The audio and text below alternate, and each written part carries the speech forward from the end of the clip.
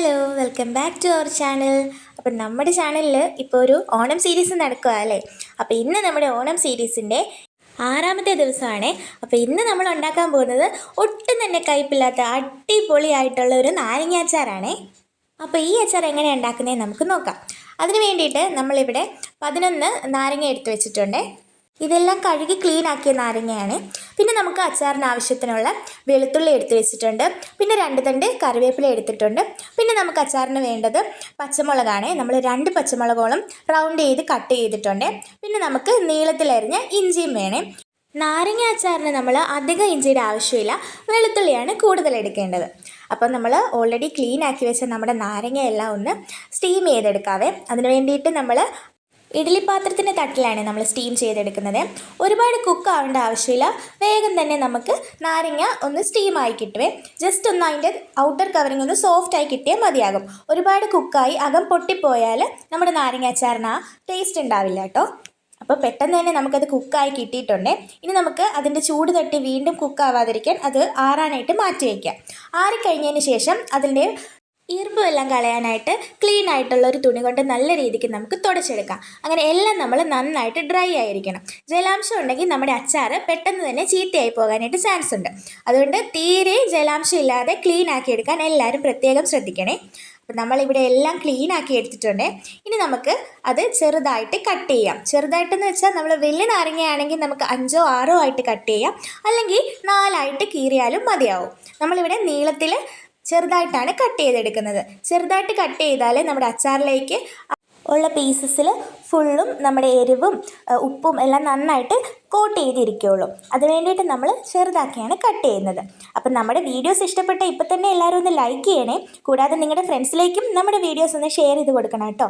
അപ്പോൾ ഇനി ഇതുപോലത്തെ വീഡിയോസ് കാണാനായിട്ട് എല്ലാവരും സബ്സ്ക്രൈബ് ചെയ്യാനും മറക്കല്ലേ. നമ്മളിതാ ഓരോ നാരങ്ങ എടുത്തിങ്ങനെ കട്ട് ചെയ്തതിന് ശേഷം നാരങ്ങയിലുള്ള കുരു നമ്മൾ റിമൂവ് ചെയ്യണേ. കുരു ഇരുന്നാൽ അത് നമുക്ക് കഴിക്കാനായിട്ട് ചാൻസ് ഉണ്ട്. അതുകൊണ്ട് എല്ലാവരും ഇങ്ങനെ അരിഞ്ഞു കഴിഞ്ഞതിന് ശേഷം അകത്തുള്ള എല്ലാ കുരുവും റിമൂവ് ചെയ്യാനായിട്ട് പ്രത്യേകം ശ്രദ്ധിക്കണേ. അങ്ങനെ കുരു എല്ലാത്തിൻ്റെ റിമൂവ് ചെയ്ത് കഴിയുമ്പോൾ നമ്മൾ അച്ചാറിന് വേണ്ടിയിട്ട് നാരങ്ങ എല്ലാം നല്ല രീതിയിൽ കട്ട് ചെയ്ത് ക്ലീൻ ആക്കി എടുത്തിട്ടുണ്ട്. ഇനി നമ്മൾ അതിലേക്ക് ആവശ്യത്തിനുള്ള ഉപ്പ് ചേർത്ത് നന്നായിട്ടൊന്ന് മിക്സ് ചെയ്ത് കുറച്ച് സമയം റെസ്റ്റ് ചെയ്യാൻ വെക്കാവേ. എങ്കിൽ ഉപ്പൊക്കെ നന്നായിട്ട് നമ്മുടെ നാരങ്ങയുടെ പീസസിലേക്ക് പിടിക്കുകയുള്ളൂ. അപ്പോൾ എല്ലാവരും അങ്ങനെ ചെയ്യാനായിട്ട് പ്രത്യേകം ശ്രദ്ധിക്കണേ. ഇനി നമ്മളൊരു കടായി അടുപ്പത്ത് വെച്ച് അത് ചൂടാകുമ്പം അതിലേക്ക് നമ്മൾ 2 ടീസ്പൂണോളം ഉലുവ ചേർത്ത് കൊടുക്കുന്നുണ്ട്. ഉലുവയും കൂടി ചേർത്ത് അത് നന്നായിട്ട് വറുത്തെടുക്കണം. കരിഞ്ഞു പോകാതെ എല്ലാവരും പ്രത്യേകം ശ്രദ്ധിക്കണേ. ഇപ്പോൾ നമ്മുടെ ഉലുവ നന്നായിട്ട് മൂത്തിട്ടുണ്ട്. അത് നമുക്ക് കോരി മാറ്റി അത് തണുത്ത് കഴിയുമ്പോൾ നമുക്കത് ഉലുവപ്പൊടിയായിട്ട് എടുക്കണേ. ഇനി അതേ കടായിലേക്ക് തന്നെ നമ്മൾ ആവശ്യത്തിന് എണ്ണ ഒഴിച്ച് കൊടുക്കുന്നുണ്ട്. അച്ചാറിനൊക്കെ എപ്പോഴും നല്ലെണ്ണയാണ് നല്ലത്. അപ്പോൾ നമ്മളിവിടെ ആവശ്യത്തിന് നല്ലെണ്ണ ഒഴിച്ച് കൊടുത്തിട്ടുണ്ട്. ഇനി അതിലേക്ക് നമ്മൾ ഒരു കഷ്ണം കായത്തിൻ്റെ കട്ട ഇട്ട് കൊടുക്കുന്നുണ്ട്. നമ്മൾ എല്ലാ അച്ചാറിലും കായത്തിൻ്റെ പൊടിയല്ല കേട്ടോ, ഇവിടെ എപ്പോഴും കട്ട വാങ്ങിച്ച് അത് പൊടിച്ചെടുക്കുകയാണ് ചെയ്യാറ്. അപ്പം നിങ്ങളും ഇനി അതുപോലെ ഒന്ന് ട്രൈ ചെയ്ത് നോക്കണേ. അപ്പോൾ ഇത് മൂത്തിട്ടുണ്ട്. ഇനി നമുക്കത് കോരി മാറ്റി തണുത്തതിന് ശേഷം പൊടിച്ചെടുക്കാവേ. ഇനി നമ്മൾ ആ എണ്ണയിലേക്ക് തന്നെ 1 ടീസ്പൂണോളം കടുക് ആഡ് ചെയ്ത് കൊടുക്കുന്നുണ്ട്. കടുകിൻ്റെ ഒപ്പം തന്നെ നമ്മൾ 1 ടീസ്പൂണോളം ഉലുവയും ആഡ് ചെയ്ത് കൊടുക്കുന്നുണ്ട്. നമ്മുടെ ചാനലിൽ ഈ അച്ചാർ കൂടാതെ വേറെ ഒരുപാട് അച്ചാർ നമ്മൾ അപ്ലോഡ് ചെയ്തിട്ടുണ്ട്. എല്ലാവരും അതും കൂടി ഒന്ന് കണ്ടു നോക്കണേ. ഞാനതൊരു പ്ലേലിസ്റ്റ് ആക്കി നമ്മുടെ ഡിസ്ക്രിപ്ഷൻ ബോക്സിലും എൻ്റെ സ്ക്രീനിലും കൊടുത്തേക്കാവേ. അപ്പോൾ നമ്മുടെ ഉലുവയും കടുകൊക്കെ പൊട്ടി വരുമ്പോൾ നമ്മൾ നേരത്തെ തയ്യാറാക്കി വെച്ച നമ്മുടെ വെളുത്തുള്ളി അതിലേക്ക് ആഡ് ചെയ്ത് കൊടുക്കാവേ. കൂടെ തന്നെ 1 തണ്ടോളം കറിവേപ്പിലയും നമ്മൾ ചേർത്ത് കൊടുക്കുന്നുണ്ട്. ഇനി അതെല്ലാം നന്നായിട്ടൊന്ന് ഇളക്കി മിക്സ് ആക്കി അതൊന്ന് മൂപ്പിച്ചെടുക്കണം. അപ്പോൾ എല്ലാവരും നമ്മുടെ ക്യാരറ്റ് അച്ചാറും ആപ്പിൾ അച്ചാറും മാങ്ങ അച്ചാറും എല്ലാം ഒന്ന് കണ്ട് ട്രൈ ചെയ്ത് നോക്കണേ. നിങ്ങൾക്ക് ഏതച്ചാറാണ് ഇഷ്ടം എന്ന് താഴെ കമൻറ്റ് ചെയ്യാനും മറക്കരുതേ. അപ്പോൾ നമ്മുടെ വെളുത്തുള്ളിയൊക്കെ നന്നായിട്ടൊന്ന് മൂത്ത് വരുന്നുണ്ട്. മൂത്തൊന്ന് പകുതി ആകുമ്പോഴത്തേനും നമ്മൾ അതിലേക്ക് നേരത്തെ നീളത്തിൽ അരിഞ്ഞ് വെച്ച് നമ്മുടെ ഇഞ്ചിയും കൂടെ ചേർത്ത് കൊടുക്കുന്നുണ്ട്. ഇഞ്ചിയും കൂടെ ചേർത്തതിന് ശേഷം കൂടെ തന്നെ നമ്മൾ അരിഞ്ഞ് വെച്ചേക്കുന്ന 2 പച്ചമുളക് നമ്മൾ ആഡ് ചെയ്ത് കൊടുക്കുന്നുണ്ട്. ഇനി ഇതെല്ലാം നന്നായിട്ട് ഫ്രൈ ആയി കിട്ടണം. എത്രത്തോളം ഫ്രൈ ആകുന്നോ അത്രത്തോളം നമ്മുടെ അച്ചാറിന് ടേസ്റ്റ് കൂടുവേ.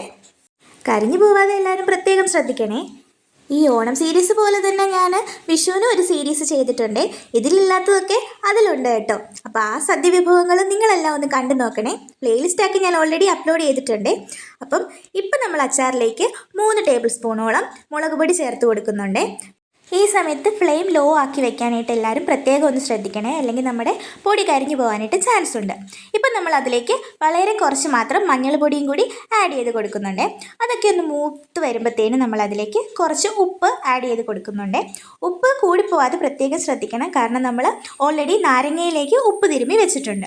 ഇപ്പം നമ്മൾ ആഡ് ചെയ്തേക്കുന്നത് നേരത്തെ നമ്മൾ പൊടിച്ച് വെച്ച നമ്മുടെ കായത്തിൻ്റെ പൊടിയാണ്.